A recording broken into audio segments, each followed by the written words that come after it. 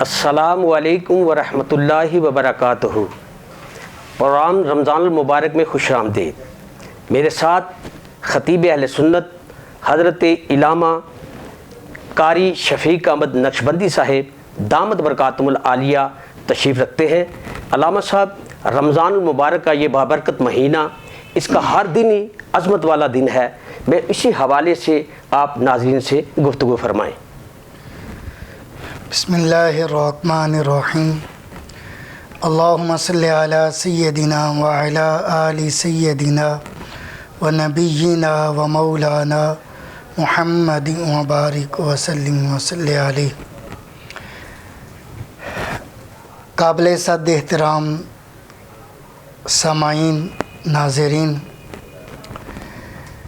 اللہ تعالیٰ کا فضل اور کرم اور احسان ہے کہ اس نے زندگی میں ہمیں ایک بار پھر رمضان المبارک کے نور آور، کیف آور لمحات عطا فرمائے۔ ماشاءاللہ، اس پہ اس کا جتنا بھی شکر ادا کیا جائے مالک کا وہ کم ہے کہ اس نے ہمیں یہ نعمت عطا فرمائی۔ دیکھیں، رمضان المبارک عظمت مآب مہینہ ہے، تقدس مآب مہینہ ہے۔ ماشاءاللہ، تمام مہینوں میں اس کو بزرگی حاصل ہے، اس لیے کہ حدیث پاک کا مفہوم ہے کہ یہ جو رمضان المبارک کا مہینہ ہے اس کو اللہ تعالیٰ نے اپنے ساتھ نسبت دی ہے۔ حدیث پاک کا مفہوم ہے کہ وَرَمَضَانُ شَهْرُ اللَّهِ، کہ جو ماہ رمضان ہے یہ اللہ تعالیٰ کا مہینہ ہے۔ تو اس نسبت سے اس مہینے کی جو قدر ہے، اس کی عظمت ہے، اس کی فضیلت ہے، وہ سمجھ آ جاتی ہے کہ جس کی نسبت اللہ تعالیٰ کے ساتھ ہو جائے، جو خالق کائنات ہے، مالک کائنات ہے، پروردگار عالم ہے، اس کا یہ ماہ مقدس ہے۔ تو ہمیں اس کا حد درجہ احترام، ادب بجا لانے کی ضرورت ہے۔ اس کے اندر اللہ تعالیٰ نے مومنوں پہ روزہ فرض کیا کہ یا ایھا الذین آمنوا کتب علیکم الصیام کما کتب علی الذین من قبلکم لعلکم تتقون۔ ایمان والو، تم پر اللہ نے روزہ فرض کیا ہے جیسے تم سے پہلے لوگوں پر بھی اللہ تعالیٰ نے فرض کیا تھا، لعلکم تتقون، تاکہ تمہارے اندر تقوی کی جو برکات ہیں وہ شامل ہو جائیں، تمہیں تقوی حاصل ہو جائے۔ پھر مالک نے فرمایا شہر رمضان الذی انزل فیہ القرآن، یہ رمضان مبارک کا مبارک مہینہ جس میں اللہ نے قرآن کا نزول فرمایا ہے۔ سبحان اللہ۔ قرآن اتنا بڑا معجزہ ہے رسول پاک علیہ السلام کا کہ مفسرین فرماتے ہیں کہ اگر اللہ تعالیٰ رسول پاک علیہ السلام کو کوئی اور معجزہ نہ دیتا تو قرآن پاک اتنا بڑا معجزہ ہے کہ اس کی مثال قیامت تک پیش نہیں کی جا سکتی۔ یہ ایک اکیلا ہی معجزہ ہمارے نبی پاک صلی اللہ علیہ وسلم کے لیے کافی تھا۔ تو بزرگ فرماتے ہیں، حدیث پاک کا مفہوم ہے کہ مصطفیٰ کریم علیہ تحیۃ و ثنا کا فرمان عالی شان ہے کہ اگر اللہ تعالیٰ نے امت محمدیہ کو عذاب دینا ہوتا، امت محمدیہ کو اگر عذاب دینا ہوتا تو انہیں ماہ رمضان مبارک اور سورہ اخلاص کبھی بھی عطا نہ فرماتا۔ یعنی سورہ اخلاص قل هو اللہ احد اللہ الصمد، یہ سورہ جو ہم پڑھتے ہیں، اور ماہ مقدس ماہ رمضان اللہ تعالیٰ نے یہ عطا فرمانے کا مقصد کہ اللہ تعالیٰ ہم پہ کرم نوازی فرما رہا ہے، اور یہ اس ماہ مقدس کی گھڑی گھڑی، اس کا لمحہ لمحہ اللہ تعالیٰ کی رحمتیں نازل ہو رہی ہیں۔ اس میں آپ نفل ادا کرتے ہیں تو فرض کے برابر اللہ تعالیٰ اس کا اجر عطا فرما رہا ہے، ایک فرض ادا کرتے ہیں اللہ 70 کے برابر عطا فرما رہا ہے۔ اس میں صدقات خیرات کا جو اجر ہے کئی گنا اللہ تعالیٰ زیادہ بڑھا کر عطا فرما رہا ہے۔ لہٰذا اس مہینے کو غفلت میں نہیں گزارنا چاہیے۔ یہ غم خواری کا مہینہ ہے، بخشش و مغفرت کا مہینہ ہے۔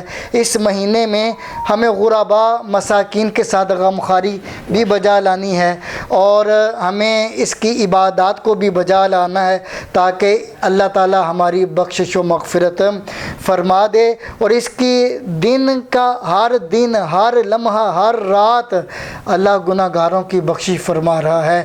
اس میں بات سمیٹوں تو مصطفیٰ کریم صلی اللہ علیہ وسلم نے فرمایا کہ بڑا بدبخت وہ آدمی ہے کہ جس کی زندگی میں رمضان مبارک کا مہینہ آ جائے لیکن وہ اس کے ذریعے اپنی مغفرت نہ کروا سکے، اپنی بخشش نہ کروا سکے، یہ اس کی بدبختی ہے۔ یعنی ہر لمحہ ہر گھڑی بخشش عام ہے، دروازے کھلے ہوئے ہیں مغفرت کے، توبہ کے، بخشش کے، ہمیں اس کی طرف توجہ کرنی چاہیے۔ روزے رکھنا فرض ہے، نمازوں کی پابندی ہے، تسبیح و تحلیل ہے، قیام اللیل ہے، تراویح ہے، تلاوت قرآن ہے، اعتکاف ہے، لیلۃ القدر کی بہاریں بھی اللہ تعالیٰ نے اس ماہ مقدس میں رکھی ہیں۔ یعنی اتنا کچھ ہونے کے باوجود بھی اگر ہم اپنی بخشش نہ کروا سکیں تو حضور نے فرمایا یہ بدبختی ہے، یہ محرومی ہے۔ تو کوشش کریں، قرآن کہتا ہے ایام معدودات، یہ گنتی کے چند دن ہیں، لیکن اللہ نے اس کے اندر اتنی برکتیں، اتنی نعمتیں ہمارے لیے بکھیر کے رکھ دی۔ مالک فرما رہا دن گنتی کے ہیں لیکن انعامات اتنے زیادہ ہیں کہ یہ چند گنتی کے دن پیچھے رہ جاتے ہیں، اس کی نعمتیں، اس کے انعامات کہیں آگے بڑھ جاتے ہیں۔ بڑے محروم ہیں وہ لوگ جو روزہ نہیں رکھتے اور اس ماہ مقدس کا احترام نہیں کرتے۔ اللہ تعالیٰ ہمیں اس کی برکات سے، اس کے انوار و تجلیات سے اللہ تعالیٰ کما حق ہو ہمیں استفادہ کرنے کی توفیق عطا فرمائے، اور اس کی جو برکات ہیں، انوار و تجلیات ہیں، اس کا ادب اور احترام ہے، اللہ تعالیٰ ہمیں صحیح معنوں میں کرنے کی توفیق عطا فرمائے۔ ماشاءاللہ قاری صاحب بڑے ایمان افروز طریقے سے بیان فرما رہے تھے۔ علامہ صاحب درود پاک کی عظمت تو کافی ہے، بڑی عظمت ہے، لیکن رمضان مبارک میں اس کی فضیلت کیا ہے درود پڑھنے کی؟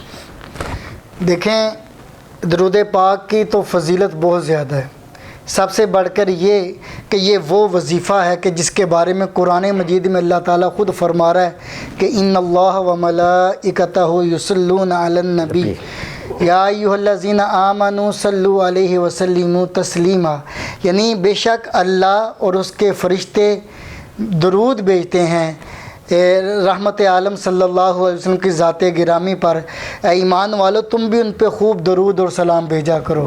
یعنی یہ ایسا عمل ہے کہ جس کی نسبت اللہ نے اپنے ساتھ کر لی ہے، یعنی ماہ مقدس کی نسبت بھی اللہ کی طرف، یہ اللہ کا مہینہ ہے، اور اس مہینے میں یہ ایسا عمل کہ جس کی نسبت اللہ نے اپنے ساتھ کر لی ہے کہ یہ عمل میں بھی کرتا ہوں، میرے فرشتے بھی کرتے ہیں، ایمان والو تم بھی کرو۔ دیکھیں کتنا نور علی نور ہو گیا کہ ماہ مقدس کی نسبت بھی اللہ کی طرف ہوگی اور اس عمل کی نسبت بھی اللہ کی طرف ہوگی۔ اور حضور نے فرمایا کہ من صلی علیہ مرتن واحدۃ، فرمایا کہ جس نے مجھ پر ایک مرتبہ درود پڑھا اللہ تعالیٰ اس کے لیے 10 رحمتیں اسے عطا فرماتا ہے۔ میں ایک حدیث ناظرین کی خدمت میں عرض کروں، بڑی توجہ سے سماعت کریں۔ نبی پاک صلی اللہ علیہ وسلم نے فرمایا کہ یہ چھوٹا بچہ جو ہمارے گھر میں جو پیدا ہوا بچہ، تو وہ جب روتا ہے جی تو نبی پاک علیہ السلام نے فرمایا کہ گھر والے سمجھتے ہیں یہ بچہ رو رہا ہے، لیکن مصطفیٰ کریم علیہ السلام نے فرمایا کہ پہلے 4 مہینے اپنی پیدائش کے بچہ جو روتا ہے وہ بظاہر رونا ہوتا ہے لیکن وہ روتا نہیں، فرمایا بلکہ وہ اللہ کی توحید بیان کر رہا ہوتا ہے، وہ کلمہ توحید کا ورد کر رہا ہوتا ہے۔ پھر مصطفیٰ کریم صلی اللہ علیہ وآلہ وسلم نے فرمایا اگلے 4 ماہ بچہ جو روتا ہے بظاہر والدین عزیز و اقربا یہ سمجھتے ہیں کہ یہ رو رہا ہے، حضور نے فرمایا اس کا وہ اگلے 4 ماہ رونا مجھ پہ درود پاک پڑھنا ہوتا ہے۔ یعنی اگلے 4 ماہ وہ بچہ جو رو رہا ہے بلکہ وہ رونا نہیں ہوتا، حضور فرماتے وہ میری ذات پہ درود و سلام کا نذرانہ پیش کر رہا ہوتا ہے۔ پھر مصطفیٰ کریم علیہ السلام نے فرمایا کہ اگلے جو 4 ماہ بچہ روتا ہے اس کا رونا نہیں ہوتا، اصل میں وہ اپنے والدین کے لیے مغفرت کی دعا کر رہا ہوتا ہے۔ یعنی ہم دنیا میں آتے ہی 4 مہینے ہم نے حضور پہ درود و سلام پڑھنے پہ لگائے ہیں، تو اپنی پیدائش کے ساتھ جو وظیفہ ہم نے اپنایا ہے گویا یہ ہمیں یہ سبق دیا جا رہا ہے، پیدا ہوتے ہوئے تم نے جو سبق پڑھا ہے، جو وظیفہ پڑھا ہے، زندگی کی آخری سانس تک یہ وظیفہ پڑھنا ہے۔ تو حضور مصطفیٰ کریم علیہ السلام نے فرمایا کہ جو جتنا مجھ پہ زیادہ درود پڑھے گا وہ قیامت والے دن میرے اتنا ہی قریب ہوگا۔ تو رمضان مبارک کے اندر تو ویسے ہی نیکیوں کا اجر کہیں زیادہ بڑھ جاتا ہے.